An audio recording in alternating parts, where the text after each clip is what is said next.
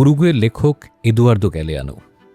তিনি বোধহয় ফুটবল নিয়ে পৃথিবীর সবচেয়ে সুন্দর বইটা লিখেছেন, football in sun and shadow, বা ফুটবল রোদে ও ছায়ায়। তিনি লিখেছিলেন, আমি ভিক্ষুকের মতো একটা ভালো ফুটবল ম্যাচের জন্য পৃথিবীর প্রতিটা মাঠে ঘুরে বেরিয়েছি।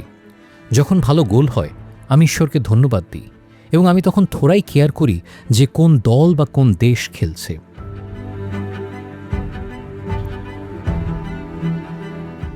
এই গল্পটা সেই গোলগুলোর গল্প। এই গল্প তাদেরও যারা গোল করতে পারেনি, বা যেই গোলরক্ষক 1 সেকেন্ড দেরি করেছে বাম দিকে লাফ দিতে, আর সারা জীবন সেই দেরির বোঝা বয়ে বেরিয়েছে।